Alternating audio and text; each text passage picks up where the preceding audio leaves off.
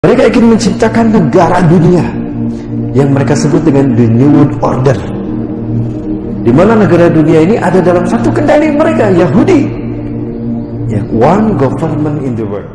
Rabbana ya Rabbana, Rabbana ya Rabbana, Rabbana. Bagaimana cara mereka menghancurkan? Ada yang langsung dibantai kayak Suriah, Palestina.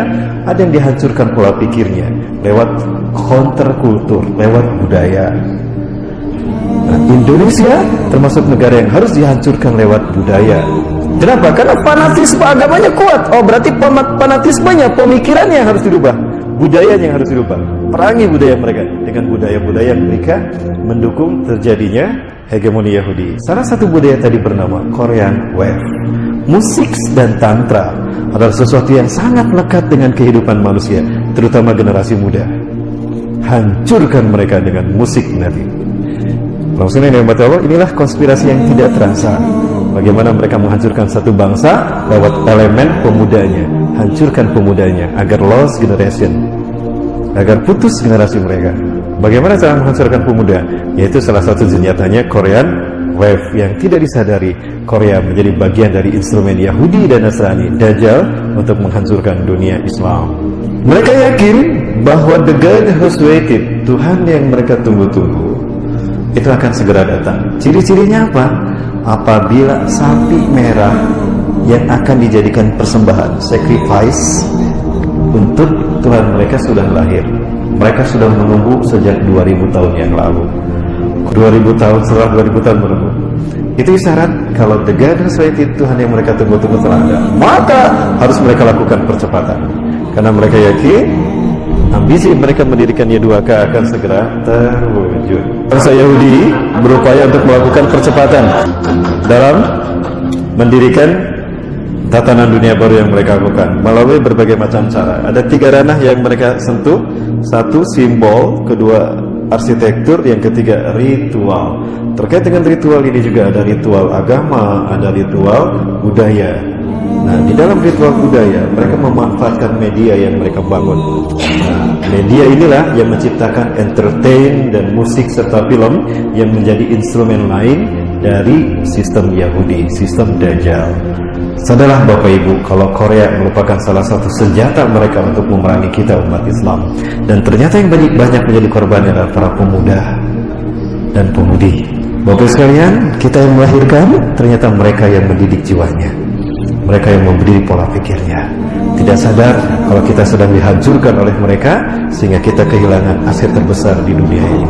Anak-anak kita, generasi muda kita yang menjadi aset bangsa dihancurkan oleh sistem Dajjal melalui agen-agennya. Salah satu agennya adalah Korea.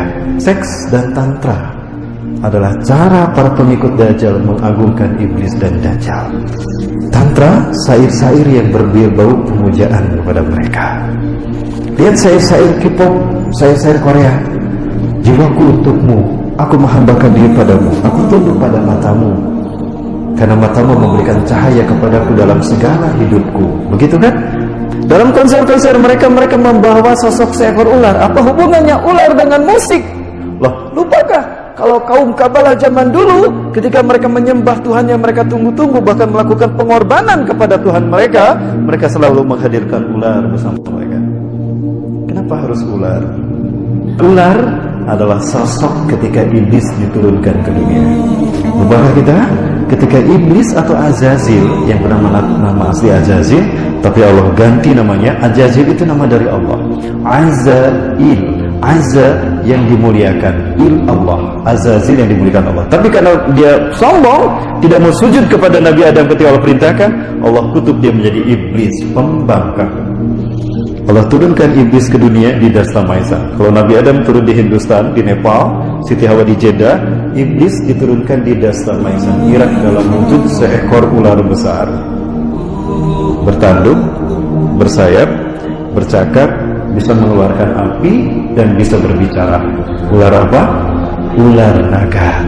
Maka ular selalu dihadirkan untuk menunjukkan kalau iblis pun hadir bersama kami. Seks dan tantra mereka. K-pop adalah salah satu warna yang terbaru menyingkirkan dominasi Christina Aguilera, Britney Spears, kemudian juga Rihanna, kemudian juga Madonna. Itu zaman senior. Maka muncul kelompok artis Illuminati berikutnya. Siapa? K-pop Korea. Dan ternyata efektif untuk menghancurkan Asia. Kenapa harus Asia? Karena kebangkitan Islam akhir zaman akan muncul dari Asia. Dan itu yang menjadi kendala terbesar dari mimpi mereka mendirikan Year of the Jewish Kingdom. Pesan-pesan terhubung di dalamnya, yang pesan-pesan ini adalah bentuk pengagungan mereka kepada Tuhan yang mereka sembah, Iblis dan Dajjal, yang kemudian disimbolkan dengan seperti ini. Ya, Iblis dan Dajjal. Ya. Itu tidak dibaca oleh pemirsa secara umum, dan itulah yang tidak dipahami oleh generasi muda kita, yang mereka hanya menelan bulat-bulat tanpa daya saring iman dan Islam apa yang disuguhkan oleh Korea K-pop itu tadi, oleh musik-musik itu tadi. Yang jelas euforia yang mereka bangun, tidak sadar kalau secara lambat laun mereka mengarahkan semua apa yang jiwa mereka ke sana, maka dimakanlah jiwa mereka. Itulah yang diinginkan oleh Iblis dan Dajjal.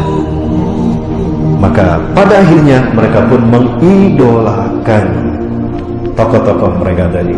Kalau Bapak Ibu buka Kamus Besar Bahasa Indonesia, idola itu mengandung arti yang dipuja atau yang disembah. Padahal yang harus kita puja dan sembah itu siapa? Allah, kan? Idola kita bukan makhluk, idola kita Allah.